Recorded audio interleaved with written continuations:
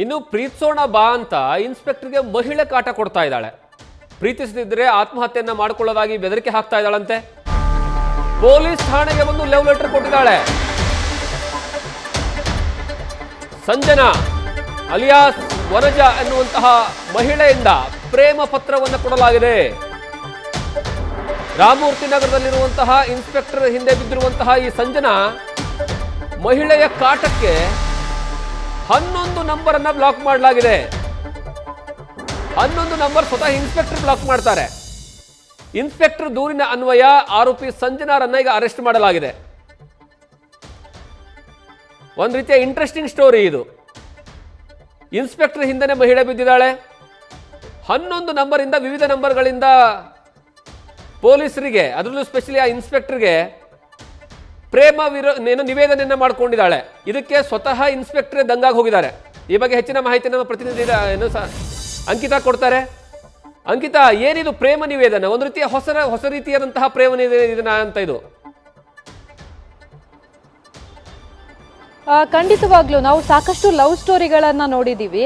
ಅದನ್ನ ಬಗೆಹರಿಸೋದಕ್ಕೆ, ಅಂದ್ರೆ ಏನಾದ್ರೂ ಸಮಸ್ಯೆ ಆದ್ರೆ ಬಗೆಹರಿಸೋದಕ್ಕೆ ಪೊಲೀಸ್ ಠಾಣಾ ಮೆಟ್ಟಿಲೇರೋದನ್ನ ನೋಡಿದೀವಿ. ಆದ್ರೆ ಇದರಲ್ಲಿ ಈ ಮಹಿಳೆ ಇನ್ಸ್ಪೆಕ್ಟರ್ಗೆ ಕಾಟ ಕೊಟ್ಟಿರುವಂತದ್ದು. ರಾಮಮೂರ್ತಿ ನಗರ ಪೊಲೀಸ್ ಠಾಣೆಯ ಇನ್ಸ್ಪೆಕ್ಟರ್ ಆಗಿರುವಂತಹ ಸತೀಶ್ ಅವರಿಗೆ ಲವ್ ಮಾಡಿ ಅಂತ ಹೇಳಿ ಕಂಟಿನ್ಯೂಸ್ ಆಗಿ ಟಾರ್ಚರ್ ಅನ್ನ ಮಾಡಿರುವಂತದ್ದು. ಯಾವ ಲೆವೆಲ್ಗೆ ಅಂದ್ರೆ, ಒಂದು ನಂಬರ್ ಬ್ಲಾಕ್ ಮಾಡಿದ್ರೆ ಮತ್ತೊಂದು ನಂಬರ್ನಿಂದ ಮೆಸೇಜ್ ಮಾಡೋದು. ಬರೋಬ್ಬರಿ 10 ರಿಂದ 11 ನಂಬರ್ ಅನ್ನ ಬ್ಲಾಕ್ ಮಾಡಿದ್ದಾರೆ ಇನ್ಸ್ಪೆಕ್ಟರ್. ಅಷ್ಟೇ ಅಲ್ಲ, ಪೊಲೀಸ್ ಠಾಣೆಗೆ ಬಂದು ಮಹಿಳೆ ಇನ್ಸ್ಪೆಕ್ಟರ್ಗೆ ಲವ್ ಲೆಟರ್ ಅನ್ನ ಕೊಡುವಂತಹ ಕೆಲಸವನ್ನ ಮಾಡಿದ್ದಾರೆ. ಆಕೆಯ ಒಂದು ಟಾರ್ಚರ್ ನಿಂದ ಇನ್ಸ್ಪೆಕ್ಟರ್ ಬೇಸತ್ತು ಹೋಗಿದ್ದಾರೆ. ಅಂದ್ರೆ ಆಕೆಗೆ ತಿಳಿ ಹೇಳಿದ್ರು ಕೂಡ ಆಕೆ ಕೇಳುವಂತಹ ಪರಿಸ್ಥಿತಿಯಲ್ಲಿಲ್ಲ.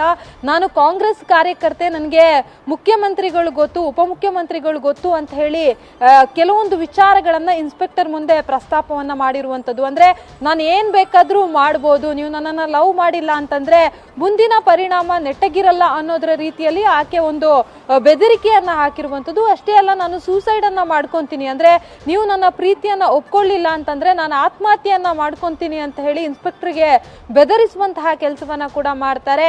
ಅಷ್ಟೇ ಅಲ್ಲ, ಗೃಹ ಸಚಿವರ ಆಫೀಸಿಂದ ಕೂಡ ಕರೆ ಮಾಡಿ ದೂರನ್ನ ದಾಖಲಿಸುವಂತೆ ಕೂಡ ಹೇಳಿದ್ರು ಅನ್ನೋ ಒಂದು ವಿಚಾರ ಕೂಡ ಗೊತ್ತಾಗ್ತಾ ಇರುವಂತದ್ದು.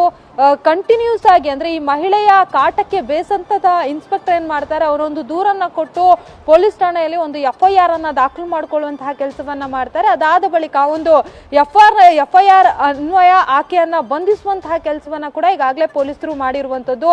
ಬಂಧಿಸುವಂತಹ ಸಂದರ್ಭದಲ್ಲಿ ಕೆಲವೊಂದು ವಿಚಾರಗಳು ಗೊತ್ತಾಗಿರುವಂತದ್ದು. ಅಂದ್ರೆ ಈ ಹನಿ ಟ್ರ್ಯಾಪ್ ಮಾಡೋದಕ್ಕೆ ಈ ಇನ್ಸ್ಪೆಕ್ಟರ್ ಸಹಾಯವನ್ನ ಆಕೆ ಬಳಸ್ಕೊಳ್ಳೋದಕ್ಕೆ ಈ ರೀತಿಯಾಗಿ ಮಾಡಿದ್ರ ಅನ್ನೋ ಒಂದಷ್ಟು ಅನುಮಾನಗಳು ಕೂಡ ವ್ಯಕ್ತ ಆಗ್ತಾ ಇರುವಂತದ್ದು. ಹಾಗಾಗಿ ಆ ನಿಟ್ಟಿನಲ್ಲೂ ಕೂಡ ಈಗಾಗಲೇ ಪೊಲೀಸರು ಆಕೆಯನ್ನ ವಿಚಾರಣೆ ಮಾಡುವಂತಹ ಕೆಲಸವನ್ನ ಮಾಡಿದ್ದಾಳೆ. ಅಂದ್ರೆ ಆಕೆ ಏನ್ ಲವ್ ಲೆಟರ್ ಅನ್ನ ಕೊಡ್ತಾ ಇದ್ಲು, ಅದು ನಾನು ರಕ್ತದಲ್ಲಿ ಬರ್ದಿರುವಂತಹ ಲವ್ ಲೆಟರ್ ಅಂತ ಹೇಳಿ ಇನ್ಸ್ಪೆಕ್ಟರ್ಗೆ ಪೀಡಿಸೋದಕ್ಕೆ ಶುರು ಮಾಡಿದ್ಲು. ಸದ್ಯಕ್ಕೆ ಆಕೆಯನ್ನ ಬಂಧನ ಮಾಡಿ ಪೊಲೀಸರು ಪರಿಶೀಲನೆ ಮಾಡಿ ತನಿಖೆಯನ್ನ ಮಾಡುವಂತಹ ಕೆಲಸವನ್ನ ಮಾಡ್ತಾ ಇದ್ದಾರೆ. ಜಗದೀಶ್,